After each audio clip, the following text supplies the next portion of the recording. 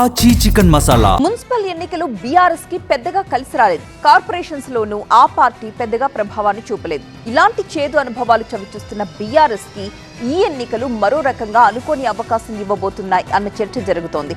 ఫిరాయింపు ఎమ్మెల్యేలను ఇరుకున పెట్టేందుకు ఈ ఎన్నికలు బీఆర్ఎస్ కి అనుకోని విధంగా కలిసొచ్చాయన్న ప్రచారం మొదలైంది.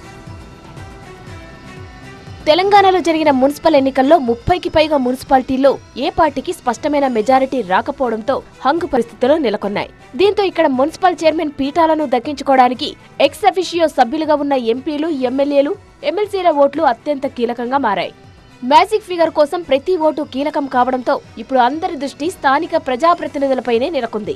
ఈ కీలక సమయంలో బీఆర్ఎస్ నుంచి గెలిచి ప్రస్తుతం కాంగ్రెస్ తో కలిసి పనిచేస్తున్న ఫిరాయింపు ఎమ్మెల్యేల వ్యవహారం చర్చనీయాంశంగా మారింది. ఆ ఎమ్మెల్యేలను ఇరుకున పెట్టేలా విప్ ఆయుధాన్ని వాడుకోవాలని బీఆర్ఎస్ నాయకత్వం భావిస్తున్నట్టు తెలుస్తోంది.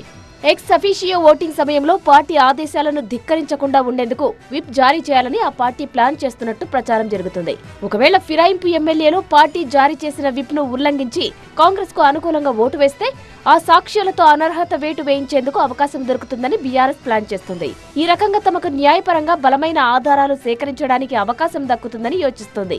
విప్ ఉల్లంఘన ద్వారా ఆయా ఎమ్మెల్యేలపై అసెంబ్లీ స్పీకర్ కు ఫిర్యాదు చేసి వారి సభ్యత్వాన్ని రద్దు చేయాలనేది బీఆర్ఎస్ వ్యూహంగా కనిపిస్తోందనే చర్చ జరుగుతోంది. బీఆర్ఎస్ విప్ జారీ చేయడం ద్వారా ప్రధానంగా పార్టీ మారినట్టు ఆరోపణలు ఎదుర్కొంటున్న గూడెం మహిపాల్ రెడ్డి, కడియం శ్రీహరి, పోచారం శ్రీనివాసరెడ్డి, కాళీ యాదయ్య, బండ్ల కృష్ణమోహన్ రెడ్డి, డాక్టర్ సంజయ్ పై ప్రభావం ఉంటుందనే టాక్ వినిపిస్తుంది. వీరి నియోజకవర్గాల్లో మున్సిపల్ ఎన్నికలు జరగడంతో విప్ ద్వారా వీరిని ఇరకాటంలో పడేయొచ్చన్న ఆలోచనలో కారు పార్టీ ఉన్నట్టు వార్తలు వినిపిస్తున్నాయి.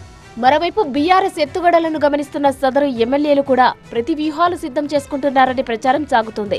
విప్ జారీ చేస్తే ఓటింగ్ లో పాల్గొని రిస్క్ తీసుకోవడం కంటే ఓటింగ్ కు దూరంగా ఉండడమే మేలని వారు భావిస్తున్నట్లు సమాచారం. తద్వారా అటు కాంగ్రెస్ స్నేహాన్ని కాపాడుకుంటూనే ఇటు పార్టీ ఫిరాయింపుల చట్టం నుంచి తప్పించుకోవచ్చనేది వారి ఆలోచనగా తెలుస్తోంది.